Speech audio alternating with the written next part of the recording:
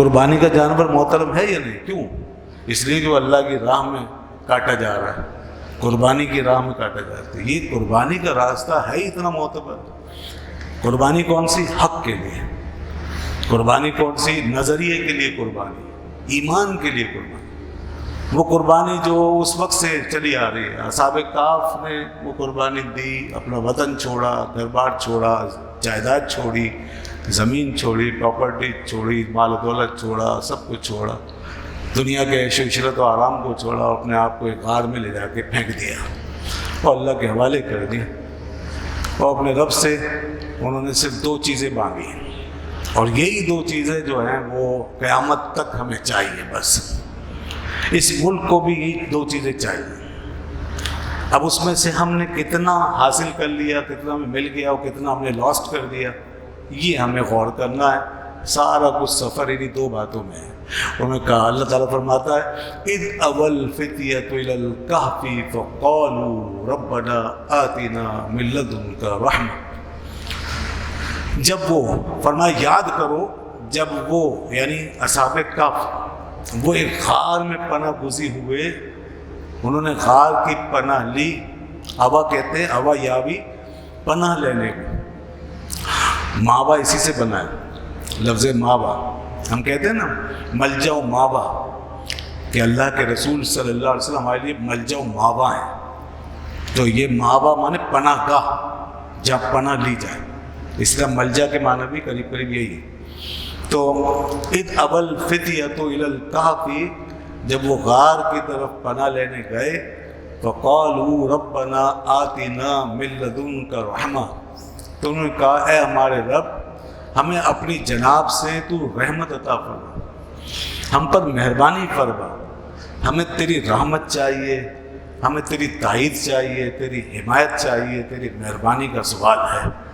کوشش کر لی جو بس میں تھی، پھر اس کی رحمت پر چھوڑ دیا۔ یہ ہے طریقہ، رحمت کا اصول یہ ہے۔ یہ نہیں کہ کچھ نہ کیا، کچھ نہیں کر سکتے، کچھ نہیں کرنا چاہتے اور بس رحمت مانگنے پر اکتفا کیا ہوا اور دعاؤں پر سارا کام چھوڑا ہوا ہے، نہیں۔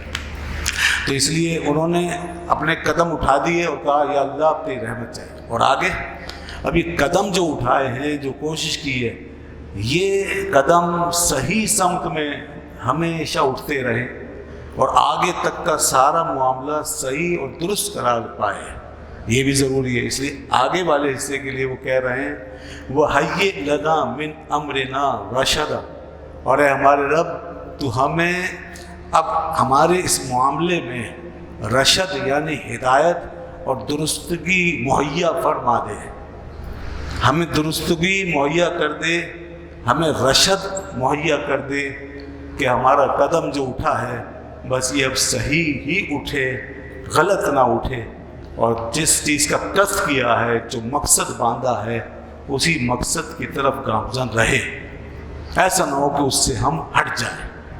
تو یہ انہوں نے دعا کی، حالانکہ کوئی غار میں جا رہے ہیں، وہاں کوئی لینا دینا نہیں، وہاں کون ہے؟ کوئی نہیں، وہاں زندگی کا جو دروازہ ہے وہ تقریباً بند ہو جاتا ہے، سارے معاملات کلوز ہو جاتے ہیں۔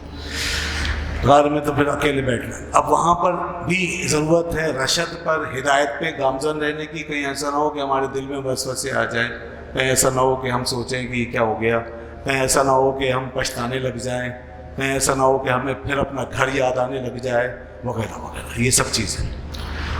تو دوستو، یہ ہے وہ دعا جو ان اصحاب نے مانگی ہے۔ اتنا زبردست فیصلہ کرنے کے بعد بھی، اتنی بڑی قربانی کے بعد بھی انہوں نے دو چیزوں کی ضرورت اور احتیاج کو اپنے سامنے رکھی اور اس کو طلب کیا۔ ایک اللہ کی رحمت، اس کی ہمیشہ ضرورت ہے، اور دوسرا یہ کہ وہ ہمیں سیدھا راستہ چلاتا رہے اور ہدایت پر ہم گامزن رہیں۔ تو پاکستان جب ہم نے بنایا تو ہم نے بھی یہی فیصلہ کیا تھا۔ حالات اسی طرح کے تھے کہ ایک دقیانوس نہیں بلکہ دقیانوسوں کا پورا نظام ان پہ مسلط ہو گیا۔ پاکستان جب بنا ہے تو کوئی ایک دقیانوس بادشاہ سے واسطہ نہیں تھا، بلکہ دقیانوسیت کے پورے نظام سے، کافروں، ظالموں کے اور خونخوار لوگوں کے، دشمنوں کے پورے نظام سے واسطہ پڑا تھا ہمارا۔ اور انگریز جو ہے وہ یہاں آ کر وہ ہم سے اپنے سارے اگلے پچھلے بدلے لینے کی تیاریاں کر رہا تھا، بلکہ بدلے لینے شروع کر دیے تھے۔ اس کے پیچھے یہودیت کی سوچ بھی تھی، وہ عیسائی خود بھی اپنی تاریخ کے حوالے سے مسلمانوں کے خلاف ایک محاذ آرا ذہن رکھتے ہیں، وہ ان کے ذہن میں تھا۔ تاریخی دشمنی تھی، صلیبی جنگوں کا انتقام جو آج تک ان کے ذہنوں میں بھرا ہوا ہے، یہ سب کچھ تھا۔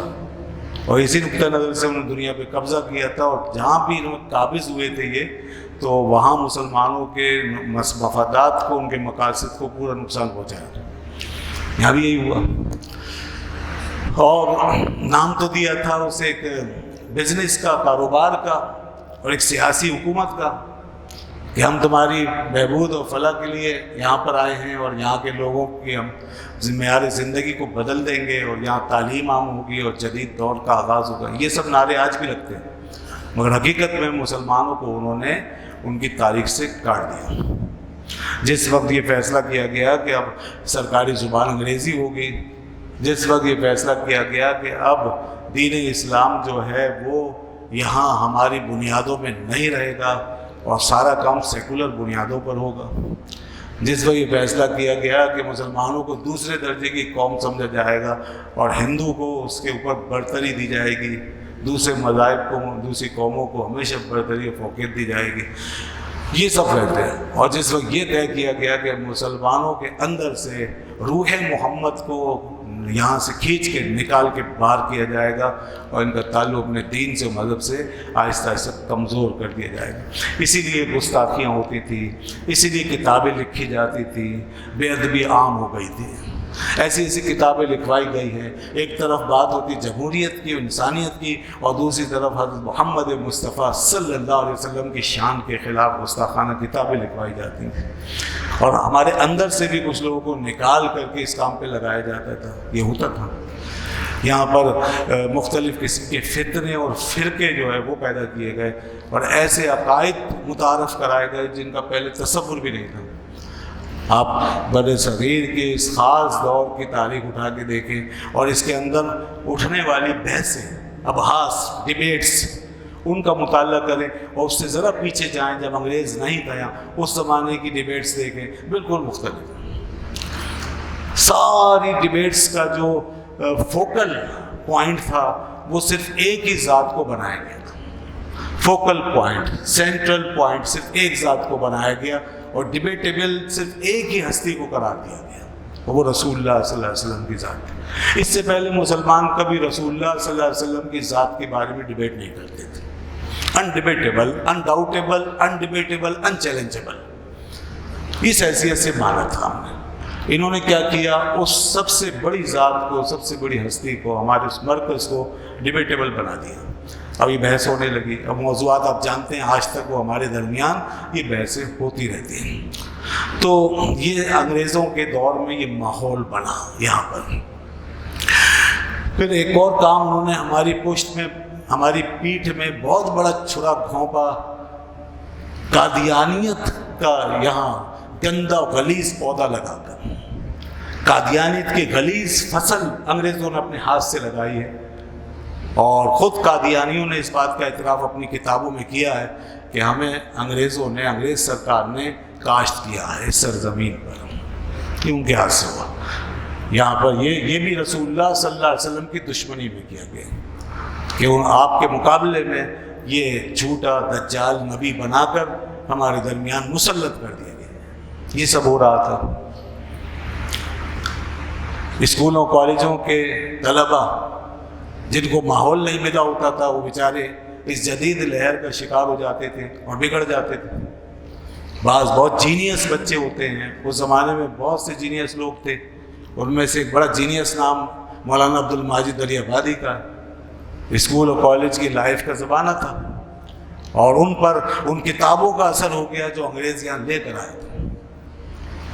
انہوں نے وہ کتابیں پڑھ لی، اور ان کتابوں میں بالکل اسلام کے خلاف اور رسول اللہ صلی اللہ علیہ وسلم کی ذات مبارکہ کے خلاف کھلا کے لکھا ہوا تھا، اور آپ کی ذات کو اس میں براہ راست نشانہ بنایا گیا، بلکہ آپ کی ایسی گھناؤنی فوٹو اور پکچرز اور تصویریں اس کے اندر لگائی گئی تھیں، فرضی و خیالی، جس سے کہ دیکھ کر آدمی کو ایک خوف آ جائے۔ مسلمان تو رسول اللہ صلی اللہ علیہ وسلم کے حسن و جمال کے تذکرے پہ اپنی جان دے دیتا ہے۔ حضور کے قدموں سے اڑنے والے ذرے کی شعاؤں کو دنیا کے سارے آفتابوں ماہتابوں کے مقابلے میں زیادہ روشن خیال کرتا ہے۔ ہمارا تو یہ عقیدہ ہے کہ چمک تجھ سے پاتے سب پانے والے، میرا دل بھی چمکا دے چمکانے والے۔ اس ذات کے چہرے کو سیاہ کر کے اور ایک خشونت زدہ کر کے اور خوفناک بنا کے جنگجویانہ انداز میں وہ دکھایا گیا۔ تو یہ چیز جب اس نے دیکھی، عبد الماجد دریابادی صاحب نے جب یہ دیکھا تو ایک دم سے ان کے دماغ سے رسول اللہ صلی اللہ علیہ وسلم کی عظمت کے نقوش مٹ گئے، اور پھر وہ اسلام کے خلاف کھڑے ہو گئے۔ یہ طالب علمی کا دور تھا ان کا، اور انہوں نے پھر آپ علیہ السلام کے خلاف اور اسلام کے خلاف کتابیں لکھ ڈالی۔ بہت ذہین آدمی تھے، بہت مطالعہ کرتے تھے، تو قلم بھی چلا خوب، لکھا جناب انہوں نے اس طریقے سے، اور جو بھی جھوٹ اور الزام اور جو بےہودگیاں وہ جمع کر سکتے تھے، وہ ساری بےہودگیاں اپنی شیطانی ذہنیت کے بلبوتے پر سب جمع کر دی، اور اپنے فاسد راہبار قلم کی نظر کر کے سب لوگوں کے سامنے لا کے رکھ دیا انہوں نے۔ پھر اللہ نے انہیں ہدایت دے دی، ان کی خوش نصیبی تھی، وہ بعد میں پھر ان کو ہدایت مل گئی اور وہ دوبارہ اسلام میں داخل ہو گئے توبہ کر کے۔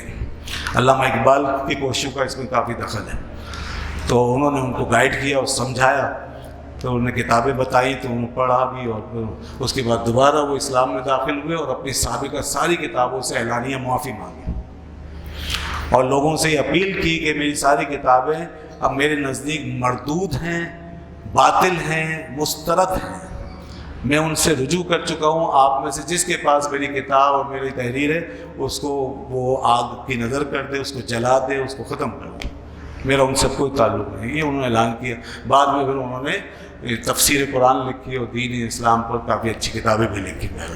تو یہ میں بتا رہا ہوں کہ اس وقت کے حالات تھے، اس طرح حملے کیے گئے، جمہوری انداز میں حملے ہوئے ہیں، سیاست کے نام پہ حملے ہوئے ہیں، ایجوکیشن کے نام پہ حملے ہوئے ہیں، تعلیم کے نام پہ، تہذیب کے نام پہ، یہ سب وہ گھناؤنے کردار ہیں، یہ وہ نام ہیں جو منافقانہ انداز میں لیے جاتے ہیں اور آج بھی لیے جا رہے ہیں۔ یہ سب منافقانہ ٹائٹل ہے۔ جب بھی اس قسم کے ٹائٹل ہم سنتے ہیں دنیا سے، ہمیں پیچھے سے گندگی کی بو آتی ہے، اس کے پیچھے اسلام دشمن ہی ہے۔